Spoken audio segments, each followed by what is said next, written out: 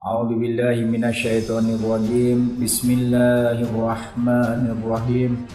Assalamualaikum warahmatullahi wabarakatuh. Alhamdulillahi rabbil alamin. Wa bihi nasta'inu ala umri dunya waddin. Wassalatu wassalamu ala asrofil anbiya'i wal mursalin wa ala alihi washabihi ajmain. Allahumma rabbi sahli sodri wa yassirli amri wahlul 'uqdatam min lisani yafqahu qawli. Pertama-tama mari kita sama-sama memanjatkan puji dan syukur kehadirat Allah Subhanahu wa taala yang telah memberikan kita kenikmatan rohani, merupakan kenikmatan iman dan Islam, kenikmatan jasmani merupakan kenikmatan sehat. Sholawat dan salam mari kita sampaikan kepada junjungan kita, yakni Habibana wa Nabiyana Nabi Muhammad sallallahu alaihi wasallam, kepada ahlinya, kepada sahabat, keluarga, hingga kepada umat-umatnya sampai yaumil qiyamah. Amin ya Allah ya rabbal alamin. Sobat dakwah traveler yang dirahmati Allah Subhanahu wa taala, sejarah kisah Nabi yang semuanya 25 Nabi yang wajib kita ketahui. Adapun yang akan diceritakan ataupun dikisahkan yaitu pertama Nabi Adam alaihissalam. Nabi Adam adalah manusia pertama yang diciptakan oleh Allah Subhanahu wa taala.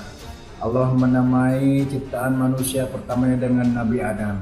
Ada banyak sekali hikmah yang bisa dipetik dari kisah Nabi Adam, mulai perselisihannya dengan iblis hingga diturunkannya ia ke bumi dan berpisah dari istri tercintanya Hawa. Lalu bagaimanakah kisah Nabi pertama umat Islam ini, dan apa saja yang bisa umat Islam petik dari kisah beliau?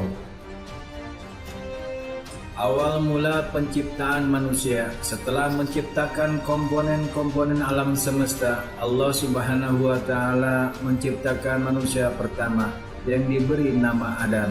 Manusia pertama ini diciptakan dari tanah liat yang dikumpulkan dari berbagai tempat di bumi dan dihidupkan kembali setelah 40 tahun.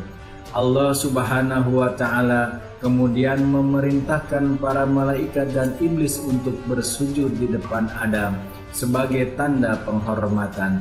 Mereka semua mematuhi kecuali iblis, karena iblis berpikir bahwa dirinya lebih baik daripada Adam. Karena iblis dibuat dari api yang lebih unggul daripada dibuat dari tanah.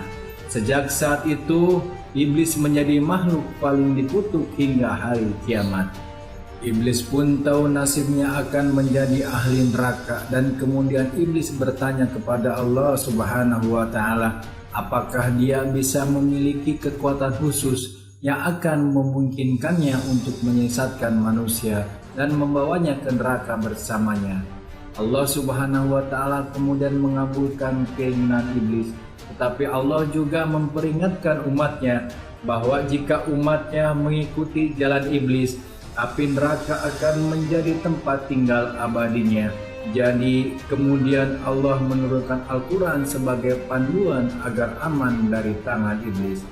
Seiring berlalunya waktu, Adam pun mulai merasa kesepian dan membutuhkan teman. Jadi Allah Subhanahu wa taala mengambil sepotong tulang rusuk kirinya yang terpendek dan menciptakan Siti Hawa.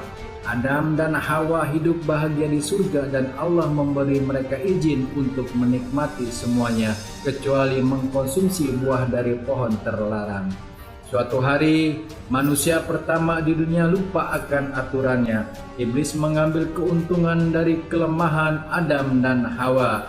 Ia berbisik di telinga mereka untuk memakan buah terlarang, dan keduanya terjebak dalam rayuan iblis. Setelah memakan buah yang dilarang, Adam dan Hawa diusir dari surga dan mendarat di bumi.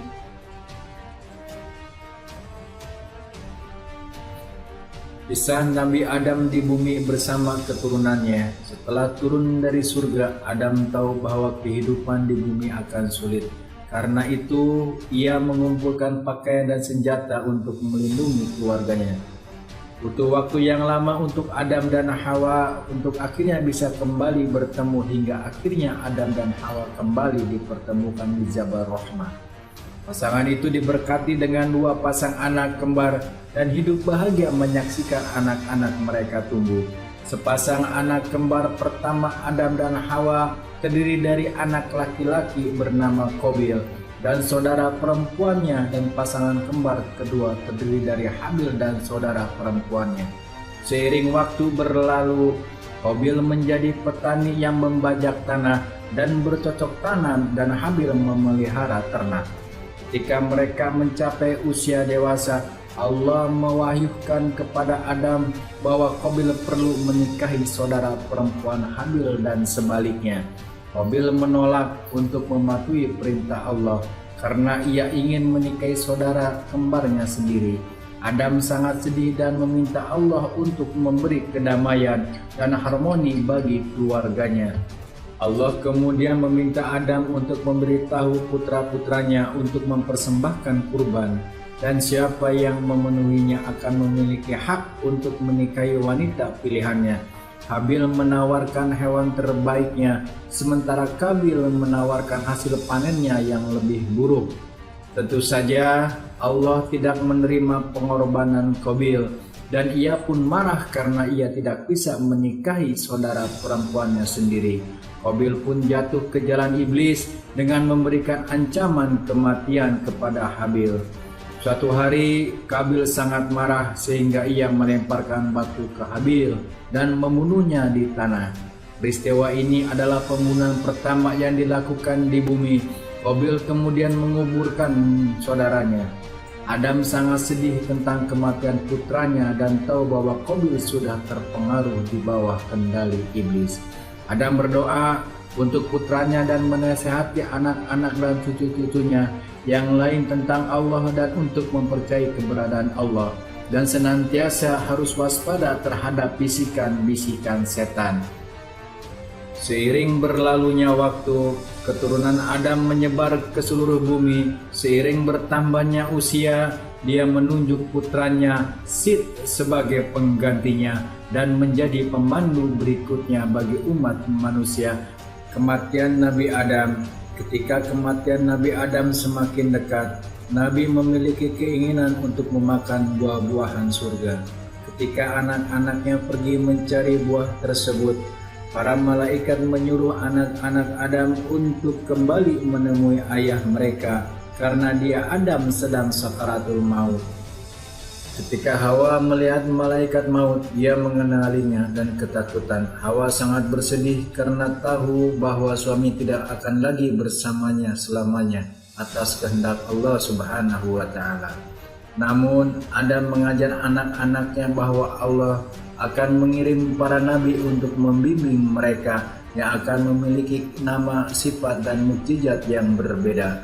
Mereka semua akan bersatu untuk menyembah Allah. Setelah menyampaikan pesan tersebut, Nabi Adam pun menutup matanya dan para malaikat berkumpul di kamarnya untuk mengelilingi tubuhnya. Ketika Adam mengenali malaikat maut, dia pun tersenyum. Malaikat mengambil jiwa Nabi Adam dan membungkusnya. Malaikat berdoa di kuburan yang di mana Adam dimakamkan. 3 pelajaran berharga dari kehidupan Nabi Adam. Lalu apa yang bisa diambil hikmahnya dari kisah Nabi Adam ini? Yang pertama yaitu iblis adalah musuh terburuk manusia. Ketika Nabi Adam berada di surga, ada pohon yang bernama khuldi, dan pohon itu dilarang oleh Allah Subhanahu wa Ta'ala untuk disentuh apalagi dimakan. Namun iblis datang setiap hari memohon mereka untuk mencoba hanya 1 buah dari pohon. Iblis terus mengatakan kepada mereka bahwa itu adalah pohon keabadian untuk Adam dan Hawa bisa selamanya tinggal di surga. Setelah Adam dan Hawa melanggar larangan Allah, mereka diusir dari surga. Setan mendapatkan apa yang diinginkannya. Yang kedua, pertobatan adalah penting. Setelah Adam dan Hawa tergoda dengan bisikan iblis dan makan buah khuldi, keduanya segera bertobat dengan penuh penyesalan. Keduanya bertobat kepada Allah Subhanahu wa Ta'ala, dan Allah pun memutuskan untuk mengampuni mereka, yang menunjukkan pentingnya pertobatan setelah melakukan kesalahan. Pelajaran yang ketiga yaitu belajar hal-hal ketulusan. Hal paling penting dalam kehidupan adalah belajar untuk tulus dalam pekerjaan sehari-hari. Hikmah berlaku tulus berasal dari kisah pengorbanan Habil dan Qabil kepada Allah Subhanahu wa Ta'ala. Suatu ketika keduanya harus berkorban kepada Allah. Habil yang beternak mempunyai domba-domba yang bagus, dan Qabil yang bertani mempunyai ladang gandum yang tidak kalah bagusnya. Keduanya diminta memberikan apa yang terbaik dari hasil panen dan ternaknya sebagai bentuk pengorbanan kepada Allah Subhanahu wa Ta'ala. Habil dengan tulusnya memberikan domba terbaiknya sebagai pengorbanan, sementara Qabil justru memberi Allah dengan gandum terburuk. Singkat cerita, Allah menerima pengorbanan Habil yang tuluslah yang diterima. Dari kisah Nabi Adam, tentu umat muslim bisa mengambil banyak sekali hikmah yang bisa diteladani.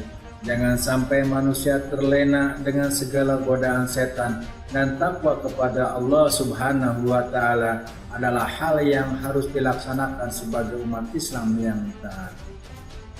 Cukup sekian para sahabat takwa yang bisa disampaikan dari kisah Nabi Adam alaihissalam.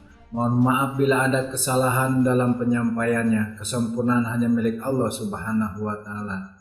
Wabillahi taufiq wal hidayah. Wassalamualaikum warahmatullahi wabarakatuh.